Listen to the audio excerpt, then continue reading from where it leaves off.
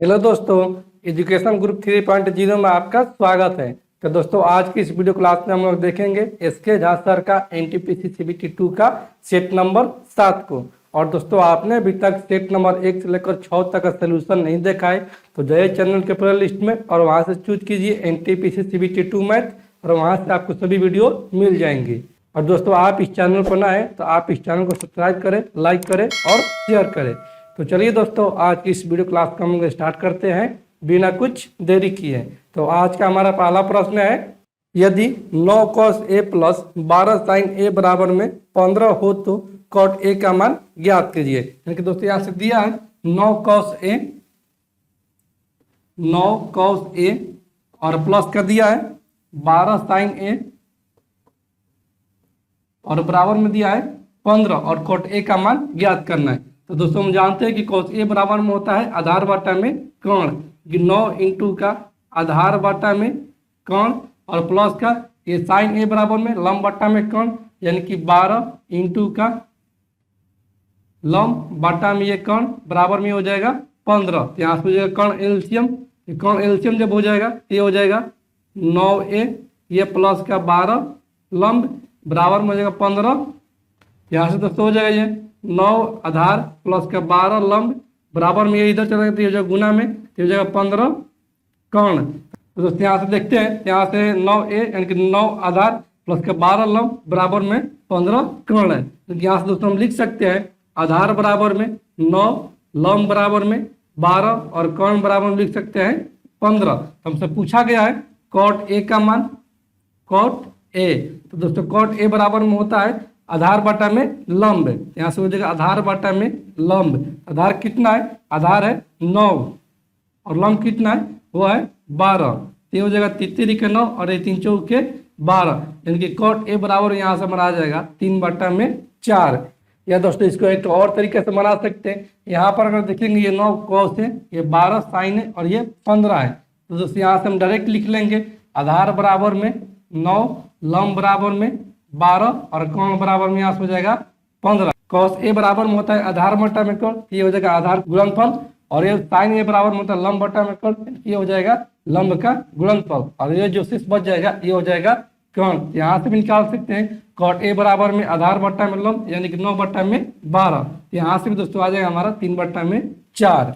ठीक है दोस्तों, अगले प्रश्न की ओर बढ़ते हैं। अगला प्रश्न है, एक पिता की उम्र और उसके पुत्र की उम्र का कुल योग जो है वो 50 है।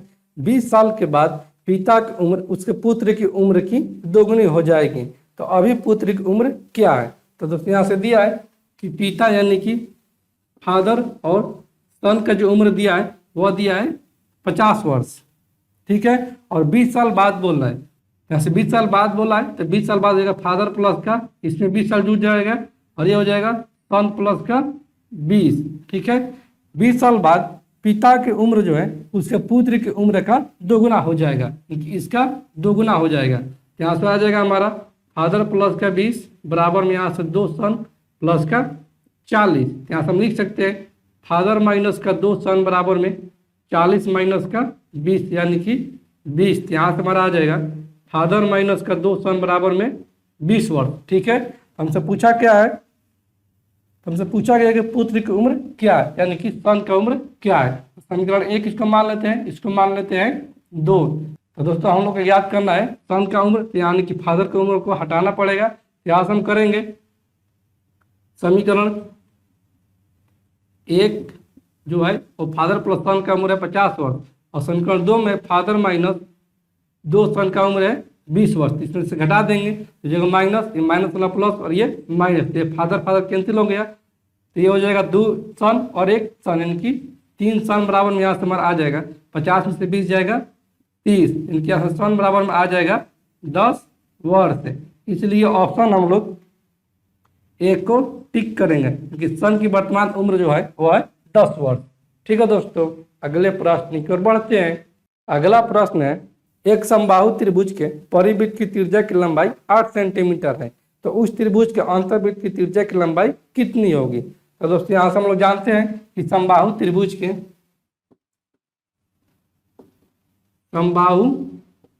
में अंतर्वृत्त और परिवृत्त की त्रिज्या का जो अनुपात होता है, परिवृत्त की त्रिज्या का अनुपात जो होता है वह होता है 1:2 होता है। ठीक है, जिसमें कि इसमें दिया गया है कि परिवृत्त की त्रिज्या की लंबाई 8 सेंटीमीटर है, यानी कि 2 का मान दिया है, अनुपात 2 का मान दिया है 8 सेंटीमीटर, तो 1 बराबर में हो जाएगा 4 सेंटीमीटर। तो हमसे पूछा गया है कि अंतर्वृत्त की त्रिज्या की लंबाई क्या होगा, यानी कि 1 अनुपात का मान कितना होगा, तो एक का कितना है 4 सेंटीमीटर, यानी कि अंतर्वृत्त की त्रिज्या जो हो जाएगा वो हो जाएगा 4 सेंटीमीटर। इसलिए ऑप्शन नंबर सी को हम लोग टिक करेंगे। ठीक है दोस्तों, अगले प्रश्न की ओर बढ़ते हैं। अगला प्रश्न है, कितनी समय में एक धनराशि स्वयं को दोगुनी हो जाएगी यदि यह साधारण ब्याज की 6.25% की वार्षिक दर से निवेश की गई है। तो दोस्तों यहाँ से मान लेते हैं कि मूलधन जो है, मूलधन वो है पी। ठीक है, यहाँ से कितना हो जाएगा मिश्रधन, यहाँ से मिश्रधन हो जाएगा, यानी कि अमाउंट हो जाएगा वो मूलधन का 2 गुना यानी कि 2p हो जाएगा। साधारण ब्याज निकाल लेंगे, ऐसा ही बराबर में हो जाएगा मिश्रधन माइनस मूलधन यानी कि 2p माइनस का p, यहाँ से जाएगा साधारण ब्याज वो आ जाएगा p, और साधारण ब्याज बराबर हम जानते हैं कि p RT बट्टा में 100 होता है। यहाँ से हम लिखेंगे p इंटू का r इंटू का t और बट्टे में 100 बराबर में ये हो जाएगा p।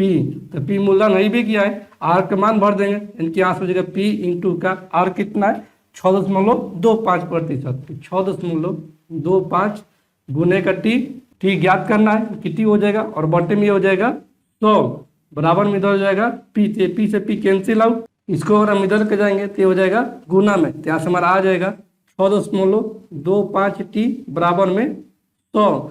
30 दशमलव हटाएंगे तो बट्टा में 100 लगाएंगे, ये हो जाएगा दशमलव कैंसिल आउट, ये हो जाएगा 25 चौके 100 और ये 25 25 625 और ये 25 चौके 100, ये टी बराबर यहाँ से हमारा आ जाएगा 4 गुने 4 यानी कि 16 वर्ष है। इसलिए ऑप्शन नंबर डी को हम लोग टिक करेंगे। ठीक है दोस्तों, अगले प्रश्न की ओर बढ़ते हैं। अगला प्रश्न है, नीचे दी गई आकृति में ओ ए एक त्रिज्या है जिसकी लंबाई 15 सेंटीमीटर तथा ए बी पर लंब ओ सी की लंबाई 9 सेंटीमीटर है, तो ए बी का मान ज्ञात कीजिए। यहाँ से कोई चित्र दिया है,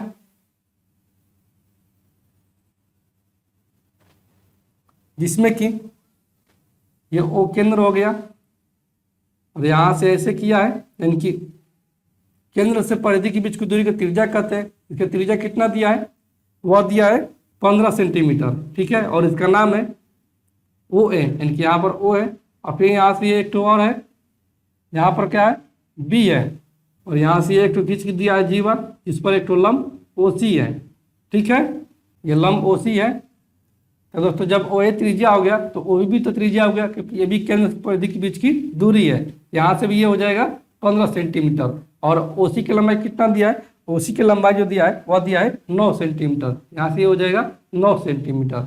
ठीक है, तो दोस्तों त्रिभुज ओ ए सी में अगर चलते हैं, त्रिभुज ओ ए सी में, तो दोस्तों एक ऐसा चित्र है वह है ऐसा। ठीक है, जिसमें कि ये दिया है 15 सेंटीमीटर, ये दिया है 9 सेंटीमीटर। ये दोस्तों को ज्ञात करना है।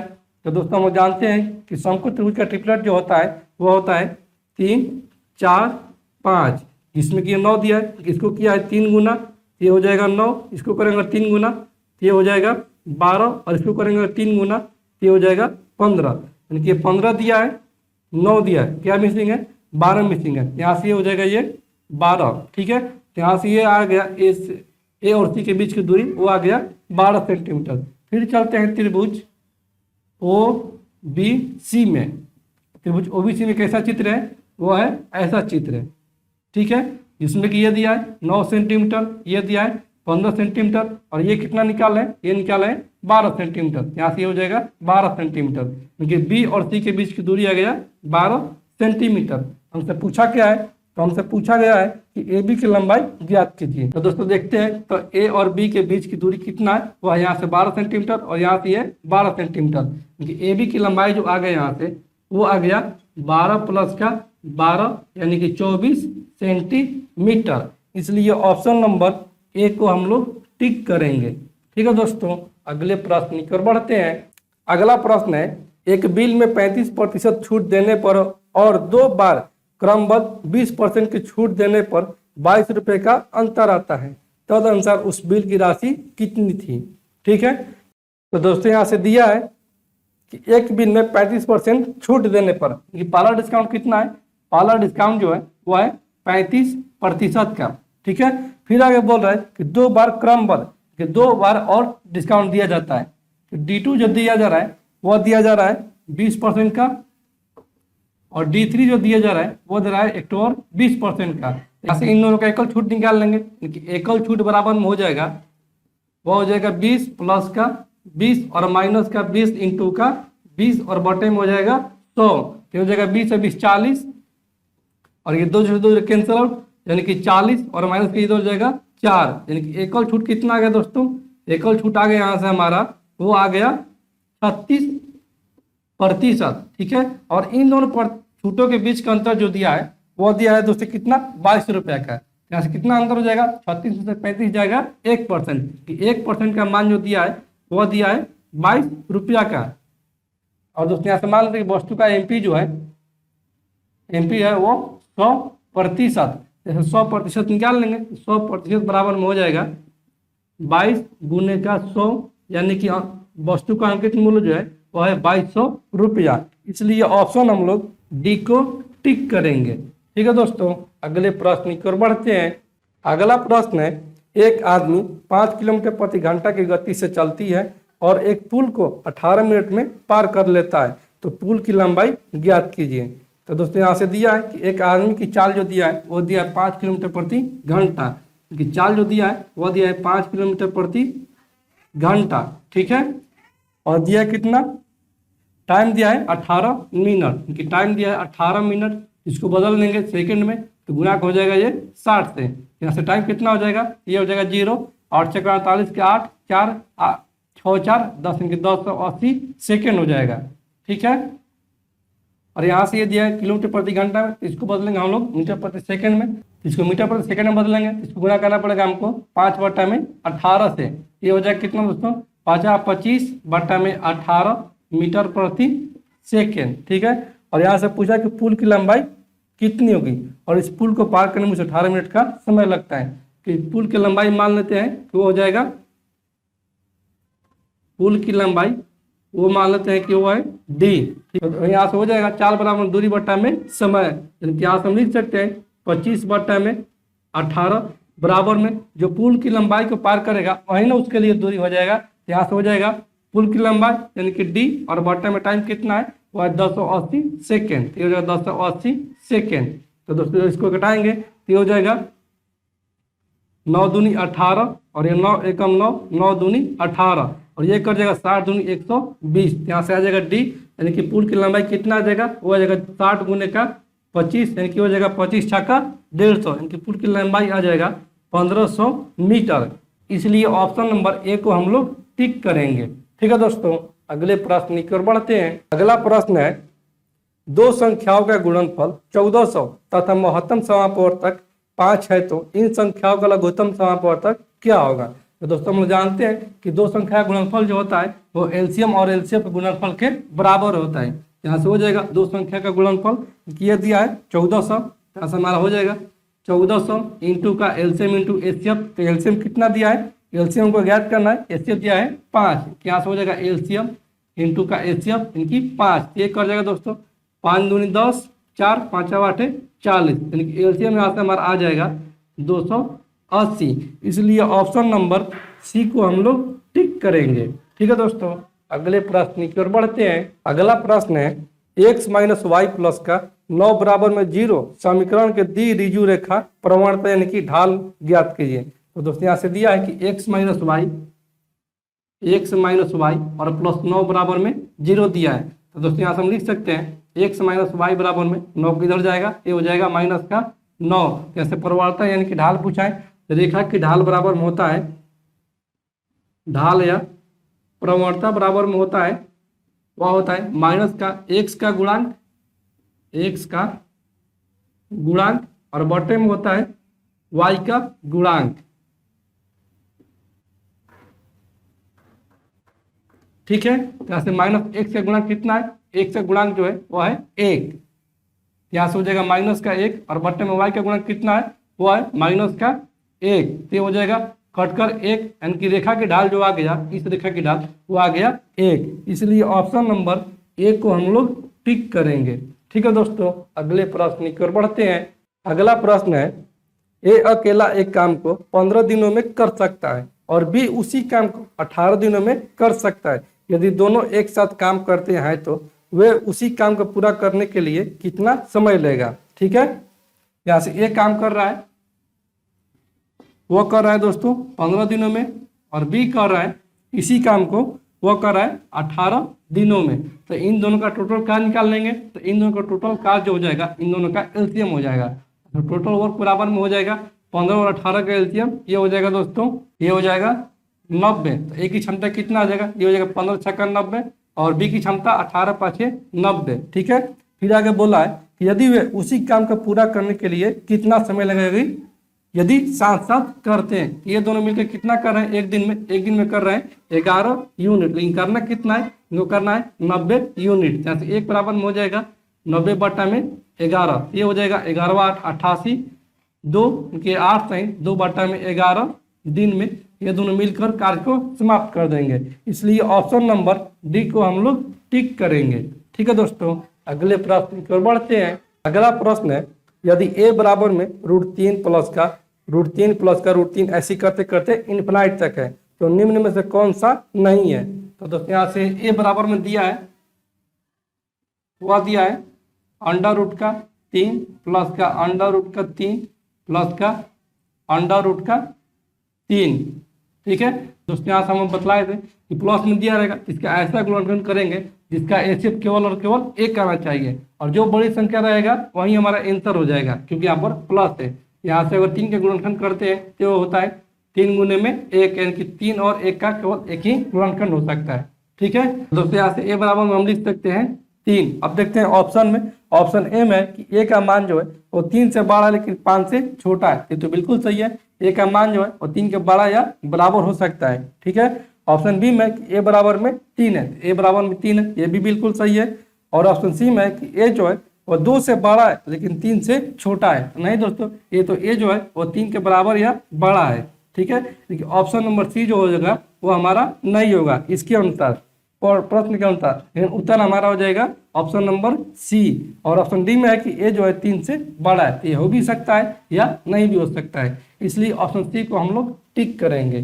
ठीक है दोस्तों, अगले प्रश्न की ओर बढ़ते हैं। अगला प्रश्न है, एक तांबे के गोले का व्यास 6 सेंटीमीटर है, इसे गलाकर एक समान क्रॉस सेक्शन के लंबे तार बनाए जाते हैं। यदि तार की लंबाई 36 सेंटीमीटर है तो तार की त्रिज्या क्या होगा। क्योंकि ये गोला है और गोले का व्यास कितना है, गोले का व्यास जो है वह है 6 सेंटीमीटर, तो त्रिज्या कितना हो जाएगा, ये हो जाएगा 3 सेंटीमीटर। और इसी गोलाकार तांबे को पिघलाकर एक क्रॉस सेक्शन लंबे तार बनाया जाता है। ये तार बनाया जा रहा है, तार दोस्तों कैसा होता है, यह होता है बेलनाकार, यानी कि एक बेलन बनाया जाता है। तो जो गोला का आयतन होगा वही होगा इस तार का आयतन, की बेलन का आयतन। यहाँ से हो जाएगा, यहाँ से कितना दिया है तार की लंबाई यानी कि एच बराबर में दिया है, वह दिया है 36 सेंटीमीटर। ऐसे त्रिज्या पूछा है कि आर बराबर में क्या होगा। तो दोस्तों यहाँ से हो जाएगा गोले का आयतन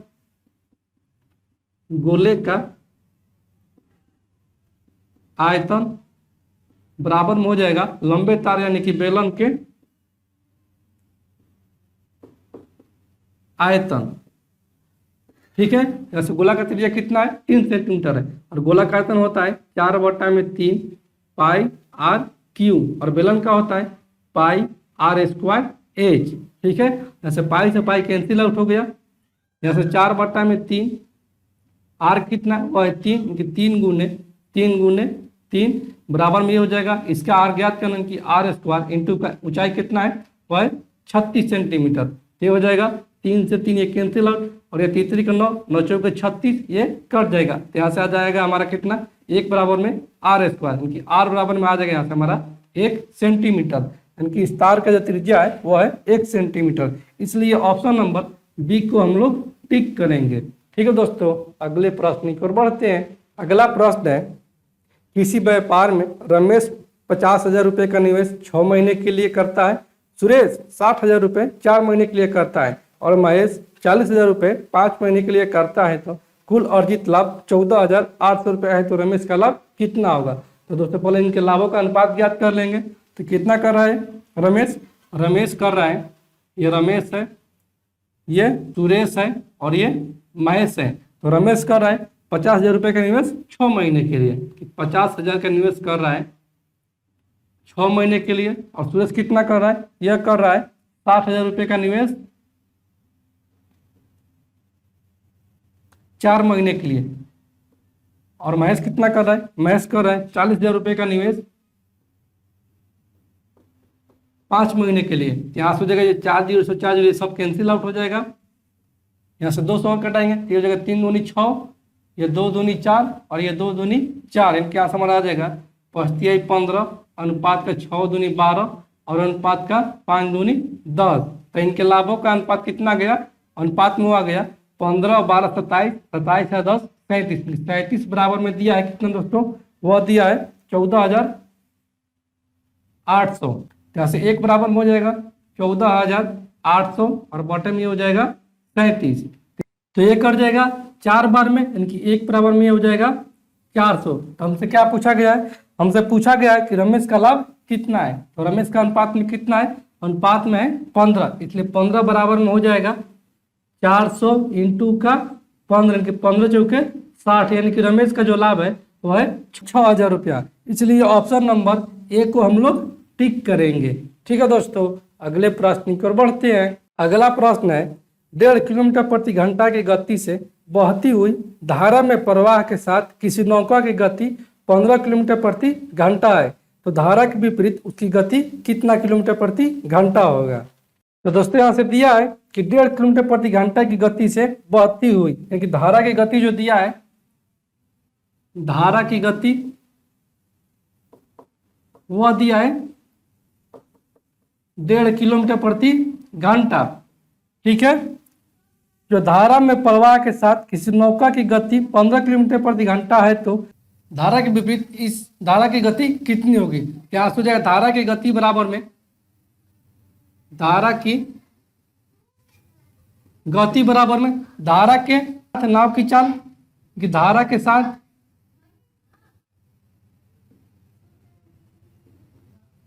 नाव की चाल और माइनस का हो जाएगा धारा के विपरीत नाव की चाल और बटे में हो जाएगा 2। धारा गति कितना दिया है, वह दिया 1.5 किलोमीटर प्रति घंटा, बराबर में हो जाएगा, ये धारा के साथ में हो जाएगा कि धारा के साथ नाव की गति और धारा के विपरीत नाव की गति बट्टे में 2। यहाँ से कितना दिया है, यहाँ से दिया है कि धारा में प्रवाह के साथ किसी नौका की गति 15 किलोमीटर प्रति घंटा है। ये धारा के दिशा में नाव की गति जो है और 15 किलोमीटर प्रति घंटा है, और इसका ज्ञात करना धारा के विपरीत, यानी कि हो जाएगा धारा के विपरीत, धारा के विपरीत और बटे में हो जाएगा 2। तो 2 को इधर लेकर आएंगे तो हो जाएगा गुना में, तो हो जाएगा 1.5 गुने में 2 बराबर में 15 और माइनस का धारा के विपरीत नाव की चाल। ठीक है, यहाँ से हो जाएगा 15 दूनी 30, यानी कि यहाँ से ये हो जाएगा 3 बराबर में 15 माइनस के धारा के विपरीत,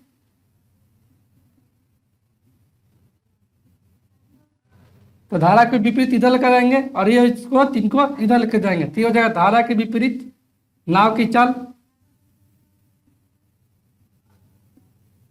यह हो जाएगा 15 माइनस का 3 यानी कि 12 किलोमीटर प्रति घंटा। इसलिए ऑप्शन हम लोग सी को टिक करेंगे। ठीक है दोस्तों, अगले प्रश्न की ओर बढ़ते हैं।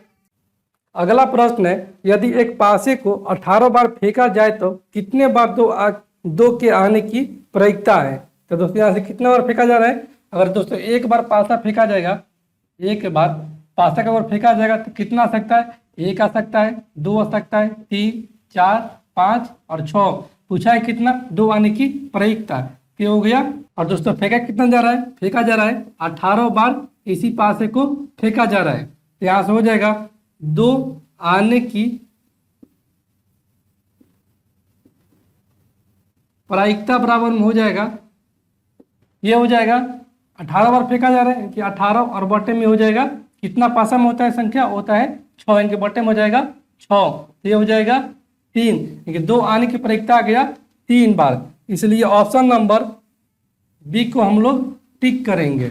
ठीक है दोस्तों, अगले प्रश्न की ओर बढ़ते हैं।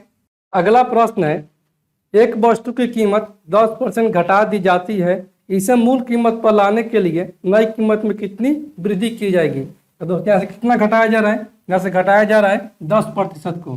ठीक है, तो इस मूल कीमत पर लाने के लिए नई कीमत में कितना वृद्धि करना पड़ेगा, कि मूल कीमत पर लाने के लिए इसको कितना वृद्धि करना पड़ेगा। यहाँ से हो जाएगा प्रतिशत वृद्धि बराबर में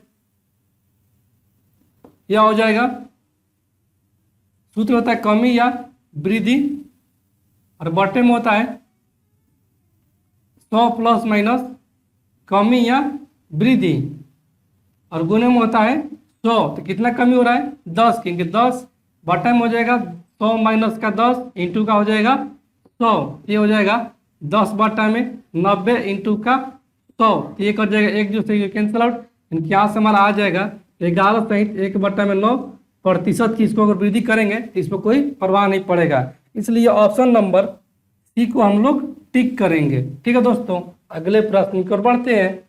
अगला प्रश्न है, निम्न को पूर्ण वर्ग बनाने के लिए क्या जोड़ा जाना चाहिए। तो दोस्तों यहाँ से दिया है कि 9x² माइनस का 6x, 9x² माइनस का 6x, इसमें क्या जोड़े कि यह एक पूर्ण वर्ग बन जाए।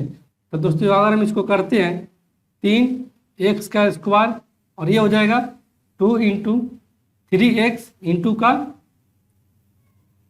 1, यानी क्या हो जाएगा 2 तिहाई 6, और इधर दोस्तों करते हैं हमारा प्लस का 1 का स्क्वायर, तो ये दोस्तों कितना हो जाएगा, ये हो जाएगा 3x माइनस 1 का होल स्क्वायर, यानी कि ये हो जा रहा है पूर्ण वर्ग।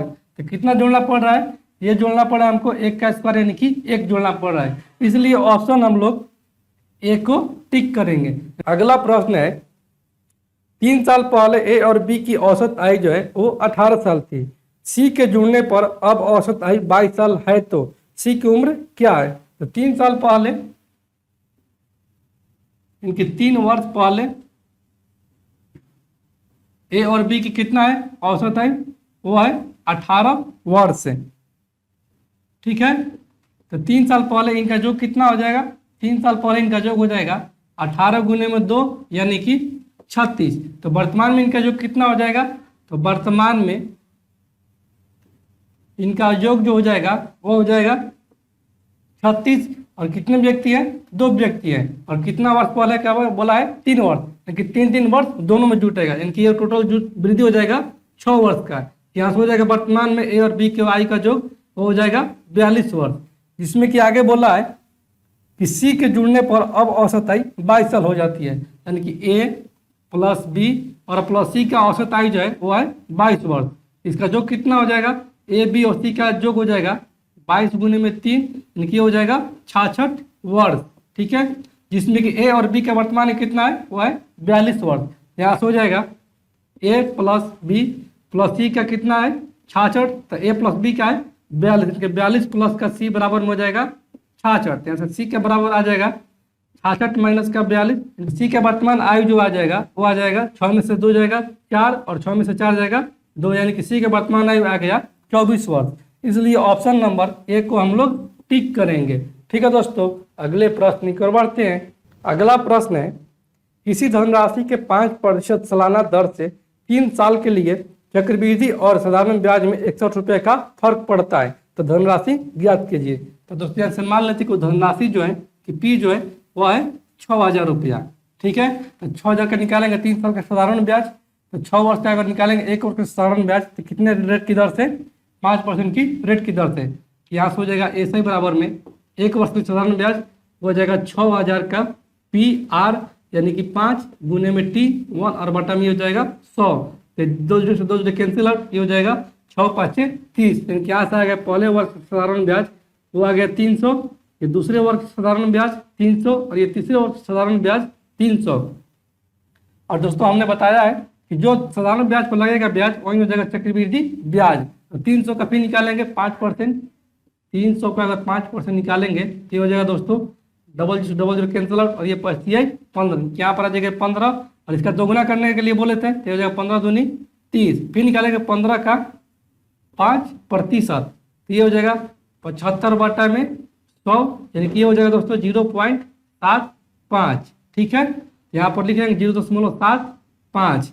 अब दोस्तों क्या बतलाएंगे, यह बतलाएं कि अगर इन सभी का योग कर देंगे तो ये हो जाएगा हमारा चक्रवृद्धि ब्याज, क्योंकि चक्रवृद्धि ब्याज बराबर में आ जाएगा इन सभी का योग। और ये दोस्तों क्या है, ये है साधारण ब्याज, और इसी साधारण ब्याज पर लगेगा जो ब्याज ये वाला, ये हो जा रहा है टोटल मिलकर चक्रवृद्धि ब्याज। यानी कि अगर हम पूरे में से अगर हम इतना को घटा देंगे तो आ जाएगा कितना हमारा, वो आ जाएगा अंतर। तो यहाँ पर कितना अंतर आ जाएगा, वो टोटल यही अंतर आ जाएगा। ठीक है, यहाँ से कितना अंतर हो जाएगा, अंतर बराबर में हो जाएगा ये 15 प्लस का 30 और प्लस का 0.75, तो ये हो जाएगा 30 और 15 45.75। ठीक है, ये हमारा अनुसार आ गया। लेकिन प्रश्न कौन से कितना दिया है, प्रश्न के अनुसार जो दिया है वो दिया है 61 रुपया, क्योंकि 45.75 बराबर में हो जाएगा 61 रुपया, इसलिए एक बराबर में हो जाएगा 61 बटा में 45.75। तो कितना माने मूलधन, वो माने 6000 रुपया। यहाँ से 6000 बराबर में हो जाएगा 61 बटा में 45.75 इंटू का ये हो जाएगा 6000। तो दोस्तों कट छटकर आ जाएगा हमारा कितना, ये आ जाएगा हमारा 8000 रुपया, क्योंकि मूलधन जो है उसका है 8000 रुपया। इसलिए ऑप्शन नंबर डी को हम लोग टिक करेंगे। ठीक है दोस्तों, अगले प्रश्न की ओर बढ़ते हैं। अगला प्रश्न है, एक व्यक्ति किसी वस्तु को 20% के नुकसान पर बेचता है। यदि वह उस वस्तु को 12 रुपये अधिक में बेचता तो 10% का लाभ होता है। तो उस वस्तु का क्रय मूल्य कितना है। तो दोस्तों ऐसे मान लेते हैं कि वस्तु का क्रय मूल्य जो है वो है 100%, जिसमें कि वह 20% के नुकसान पर बेचता है, इनके माइनस का 20% पर बेचता है।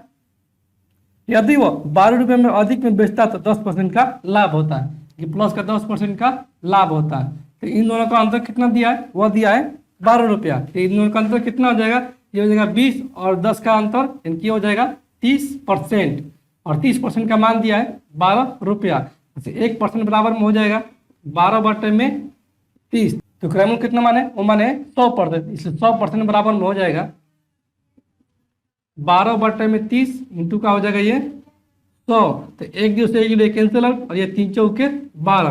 तो क्रय मूल्य जो है वो है 40 रुपया, इसलिए ऑप्शन हम लोग बी को टिक करेंगे। ठीक है दोस्तों, अगले प्रश्न की ओर बढ़ते हैं। अगला प्रश्न है, एक चोर सिपाही को देखकर 15 किलोमीटर प्रति घंटा की चाल से भागना आरंभ करता है। इसके 10 मिनट के बाद सिपाही 20 किलोमीटर प्रति घंटा की चाल से पीछा करना आरंभ करता है। तो बताइए कितने समय बाद चोर को पकड़ लेगा। ये एक चोर है और चोर का जो चाल दिया है वह दिया है 15 किलोमीटर प्रति घंटा। ठीक है, और इसके 10 मिनट के बाद इनके चोर जो चल रहा है वो 1 घंटा में चल रहा है 15 किलोमीटर, इनकी 60 मिनट में चल रहा है 15 किलोमीटर। तो 1 मिनट में कितना चलेगा, ये चलेगा 15 बटा में 60 किलोमीटर। तो कितना मिनट तक चल देता है, वो चलता है 10 मिनट के बाद, इनके 10 मिनट तक ये चोर आगे चल देता है। तो ये जगह 15 बटा में 60 इंटू का 10, ये हो जाएगा 15 चौके 60, और ये 2 दूनी 4 और ये 5 दूनी 10, यानी कि ये चल दे रहा है 2.5 किलोमीटर चोर। उसके बाद जो है सिपाही वो 20 किलोमीटर प्रति घंटा की रफ्तार से उसका पीछा करता है। सिपाही की चाल जो दिया है वह दिया है 20 किलोमीटर प्रति घंटा। ठीक है, कि चोर चल रहा है इधर और ये चल रहा है 10 मिनट, यानी कि ये चल रहा है 2.5 किलोमीटर। तब उसके बाद सिपाही जाता है और सिपाही पीछा करता है इसका 20 किलोमीटर प्रति घंटा की रफ्तार से। इनका रिलेटिव स्पीड कितना हो जाएगा, ये हो जाएगा 20 और 15, यानी कि ये हो जाएगा 5 किलोमीटर प्रति घंटा। इन दोनों का रिलेटिव स्पीड हो जाएगा। और दूरी कितना है, दूरी है 2 किलोमीटर, और ये जो चोर चल दे रहा है वो 10 मिनट 2.5 किलोमीटर दूरी को तय कर दे रहा है। और इसी दूरी का ये जो सिपाही है वो कवर करेगा, तभी जाकर चोर को पकड़ लेगा। यहाँ से हो जाएगा पकड़ने का समय बराबर में हो जाएगा, ये हो जाएगा डी, यानी कि 2.1 5 किलोमीटर और बटा में 4 यानी कि 5 किलोमीटर। तो दोस्तों ये हो जाएगा 50 0.5 ये घंटा हो गया। ये कितने मिनट में पकड़ लेगा? ये पकड़ लेगा 30 मिनट में, यानी कि चोर पकड़ा जाएगा पुलिस द्वारा वो 30 मिनट में। इसलिए ऑप्शन हम लोग बी को टिक करेंगे। ठीक है दोस्तों, अगले प्रश्न की ओर बढ़ते हैं। अगला प्रश्न है 15 मीटर लंबा एक खंभा दीवार के सहारे जमीन के 60 डिग्री कोण पर टिका हुआ है, तो खंभा दीवार की किस ऊंचाई पर पहुंचेगा? तो दोस्तों मान लीजिए कि हमारा एक दीवार हो गया, ठीक है, और एक तो खंभा है जो कि दीवार के 60 डिग्री कोण पर टिका हुआ है। ये होगा 60 डिग्री और ये हो गया खंभा, और खंभा कितना है? 15 मीटर लंबा खंभा है, यानी ये दिया है 15 मीटर। हमसे पूछा गया है कि दीवार की किस ऊंचाई पर पहुंचेगा, यानी कि ये वाला पार्ट पूछा गया है, इनकी दीवार की ऊंचाई कितना है। तो दोस्तों इसका नाम देते हैं, ये हो गया ए, ये बी और ये सी। तो त्रिभुज ए बी सी में चलने पर, त्रिभुज ए बी सी में चलने पर साइन 60 डिग्री बराबर में क्या होगा? ये होगा लंब बटा में कर्ण, यानी कि ए बी बटा में ए सी। तो साइन 60 डिग्री में कितना होता है? ये होता है √3 बटा में 2 बराबर में ए बी, यानी कि ऊंचाई हो जाएगा दीवार की, तो हो जाएगा एच बटा में ए सी 15। ये हो जाएगा 360 गुना, यानी कि 15√3 और बटे में 2 बराबर में आ जाएगा एच। तो दोस्तों ये हो जाएगा 7.5, यानी कि 7.5 इंटू का √3 का मान, और यहाँ से √3 का मान कितना हो जाएगा? ये हो जाएगा 1.732, यानी कि 1.732 बराबर में ऊंचाई। तो यहाँ से एच बराबर कितना आ जाएगा? ये आ जाएगा लगभग का 12.99। इसलिए ऑप्शन नंबर बी को हम लोग टिक करेंगे। ठीक है दोस्तों, अगले प्रश्न की ओर बढ़ते हैं। अगला प्रश्न है 8 एवं 12 का तृतीय अनुपात क्या होगा? ऐसे दिया है कि 8 एवं 12 का तृतीय अनुपात क्या होगा। तो दोस्तों इसको मान लेते हैं ए और इसको मान लेते हैं बी। तो तृतीय अनुपात बराबर में होता है,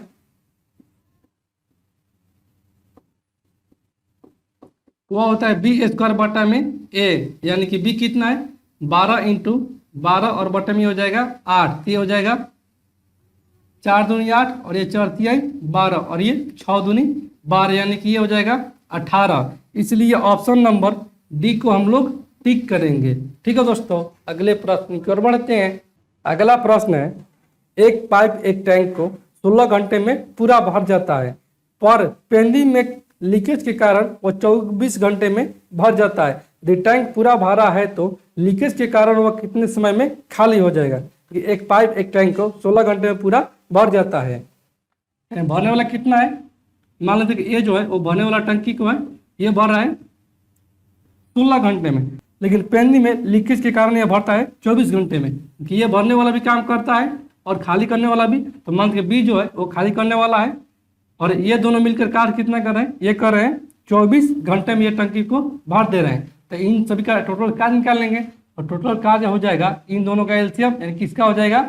टोटल कार्य 48। ये हो जाएगा 16 तिया 48 और ये 24 दूनी 48, यानी कि ये भरने वाला कितना काम कर रहा है? ये कर रहा है 3 यूनिट, लेकिन खाली करने वाला कितना कर रहा है? ये करेगा 1 यूनिट, कि दोनों मिलकर कार्य कर रहे हैं 2 यूनिट का। तो 3 में से एक जगह तभी तो 2 आएगा। तो बोल रहा है कि लीकेज के कारण वो कितने समय में खाली हो जाएगा। लीकेज कितना कर रहा है? वो कर रहा है 1 यूनिट। 1 यूनिट लीकेज कर रहा है, और करना कितना है इसको? 48 यूनिट कार्य करना है। जो लीकेज का टंकी खाली हो जाएगा वो 48 घंटे में। इसलिए ऑप्शन नंबर ए को हम लोग टिक करेंगे। ठीक है दोस्तों, अगले प्रश्न की ओर बढ़ते हैं। अगला प्रश्न है यदि 3 के पावर 2x माइनस वाई बराबर में 3 के पावर x प्लस वाई बराबर में अंडर रूट का 27, तो y का मान ज्ञात कीजिए। तो दोस्तों यहाँ से दिया है 3 के पावर 2x माइनस का y, और ये बराबर का है 3 के पावर x प्लस का y के, और ये बराबर है अंडर रूट के 27 के। ठीक है, तो दोस्तों अंडर रूट 27 को हम लिख सकते हैं 3 का क्यों 3 की 9 तिया 27, और अंडर रूट का हटाएंगे, यहाँ पर करना पड़ेगा हमको 1/2। ये दोस्तों हो जाएगा 3 के पावर 2x प्लस माइनस का y बराबर में 3 के पावर x प्लस का y बराबर में ये हो जाएगा 3 के पावर ये 3/2। ठीक है, तो इन सभी को कंपेयर करेंगे, इनकी तुलना करेंगे।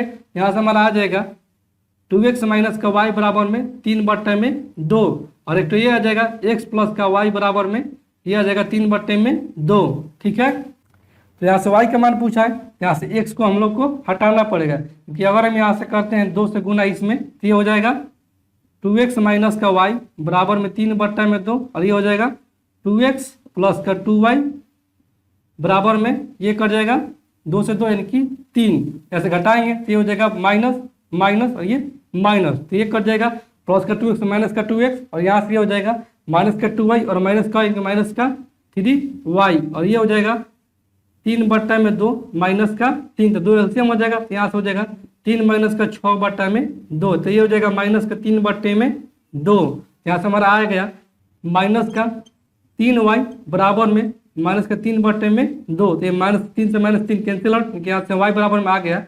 1/2, इसलिए ये ऑप्शन हम लोग ए को टिक करेंगे। ठीक है दोस्तों, अगले प्रश्न की ओर बढ़ते हैं। अगला प्रश्न है, दी गई आकृति में ए ओ बी एक सीधी रेखा है और कोण ए ओ सी बराबर में 67 डिग्री और कोण बी ओ सी का द्विभाजक ओ डी है, तो कोण बी ओ डी का मान क्या होगा।